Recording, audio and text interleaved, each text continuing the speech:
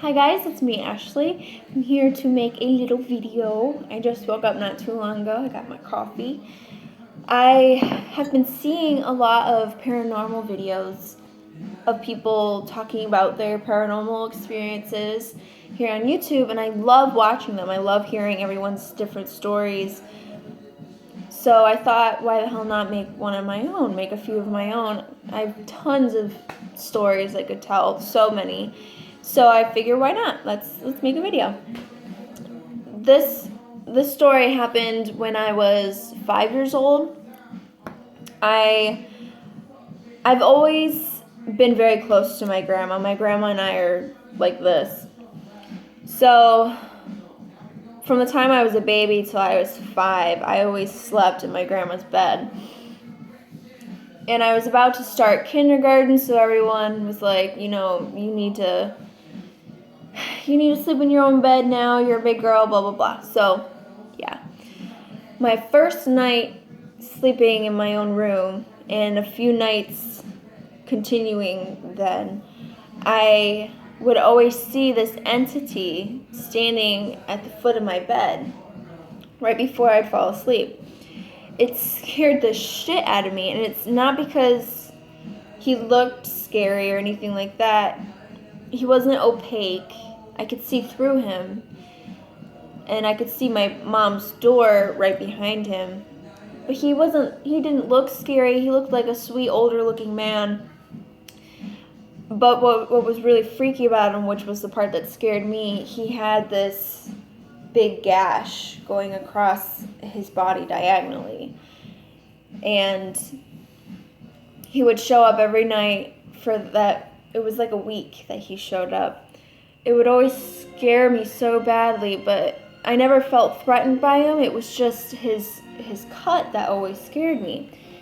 I think that he could sense that that's what was freaking me out. So after that point, I never saw him in his full form again.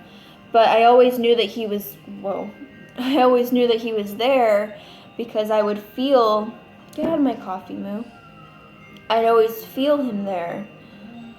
He would sit at the very left corner of my bed, at the foot of my bed. And he'd always come around when I was really upset or sad or, lonely or, just down the dumps. He was always there, and it felt very comforting to have him there. Can you stop messing with my stuff? Stop it. Get. Sorry. Bad cat. But, he's always been there. Ever since I was a little girl till I graduated high school and got married. Even times during my husband's deployment, he would come and be there to comfort me. He's not there all the time anymore, but whenever I need him, he shows up there. And my mom had me when she was really young, so we were moving from place to place. 1 minute we'd be living in this apartment, then we'd be living at this house, this apartment, this place, but we would always, in between, we'd always live at my grandma's. And my grandma's house has always been so special to me. It's now my house. My grandparents gave it to me. But it's always been my safe haven, my safe place, like my church. It's got a plaque on it that says Ashley Dreams on it. It's got my damn name on it. It's my house. So I never ever wanted to leave there. I always wanted to stay there, and every time my mom would make me move out with her, I'd be so upset. And after every time we'd move, there'd be so much activity happening upstairs. You could hear thump, thump, like just this dude throwing a fit upstairs, thumping around the upstairs. Things would be knocked down and stuff. It was like he was throwing a fit because he knew how upset that it made me to leave my home. So every time he'd leave, he'd get pissed. But that's not even the end of it. Before before my grandma and I ripped up the carpet that was downstairs and in the foyer, we always felt this woman presence in the foyer, and we always smelled cigarettes, like someone was smoking a cigarette in the foyer, just at random times. And after my grandmother had surgery, my grandmother has degenerative disc disease, and at that time she blew one of her discs, so she had to have surgery. So after surgery, she was recovering at home, and she was upset, crying, just not feeling good and having a hard time. And out of nowhere, she starts smelling the tobacco. She starts feeling, my grandma, my mom, my uncle, and I were all very, very sensitive. We are very empathic people. And at that time, my grandma felt this strong woman presence, and she smelled the tobacco and everything. And she could feel her coming from the doorway that leads into the foyer. At the time, we had a dog, not just one dog. We've always had tons of animals.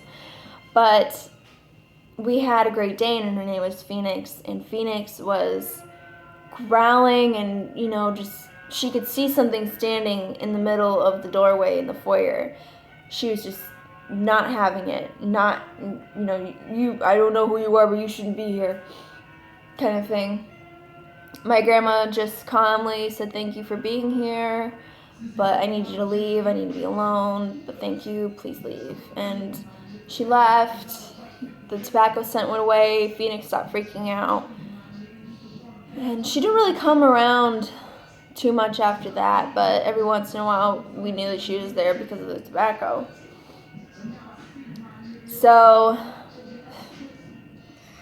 the freaky part is when we ripped up the carpet in the foyer, we found we have all old original wooden floors. There's this metal sheet, this medium-sized sheet of metal, just right in the middle of this doorway leading into the living room, right in the same spot where Phoenix would freak out, where we sensed where this woman was standing. And in the middle of this metal sheet, it looked like an outline of what the shoes looked like at that time period, at some older time period. And it was the size of a woman's shoe, like a size 6 shoe. And it just blew our minds, and it was directly looking into, the shoes were pointing directly into the living room. So that was really weird, and what really kind of tied everything together and connected the pieces together was this woman showed up at her house and said that her great-great-great-grandparents or something used to own the house, something like that. They used to live in the mill that was down the street at the time. They lived above the mill, and the mill burnt down. So they had to find a new house. And originally, my house came from a place called Little Mountain, which is 30 minutes away, something like that. And that house was going to be torn down to rebuild this estate that was shipped over from Europe. And this is all in the 1800s kind of time period. So the family went looking for for a house, and they saw that they were going to just tear down this house. They bought it for $1, and then had it transferred, had it moved by horse and carriage all the way from Little Mountain through Chardon Square. They had to take down the telegraph lines in Chardon Square and to get it to where my house is now. She said that grandfather he died because he was in an accident in the mill. He fell in the mill.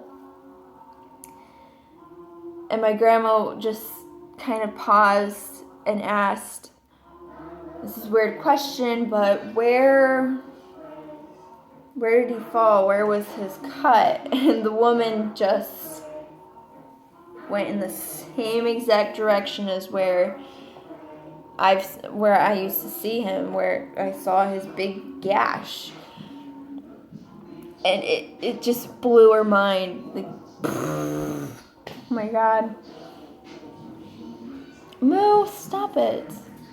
And then she was going into more detail about her grandmother, and she said that her grandmother was a big smoker. So it was such an amazing experience, and just so weird having everything kind of go into place. It was quite an experience, but it's one that I'm really thankful that I know about. And every once in a while they show up, they come back, but not very often, only on special rare occasions like Samhain and stuff like that. But yeah, that was one of my first big paranormal experiences when I was a child. So yeah, I'm gonna be making some more paranormal videos here and there every once in a while. So if you like this video, give it a big thumbs up. And to my new subscribers, thank you so much for subscribing. Thank you for watching my shenanigans on here. I'm sorry I'm all over the place. I just drank coffee and I just woke up, so yeah. But thank you so much for watching. I hope you guys have a great day. Bye.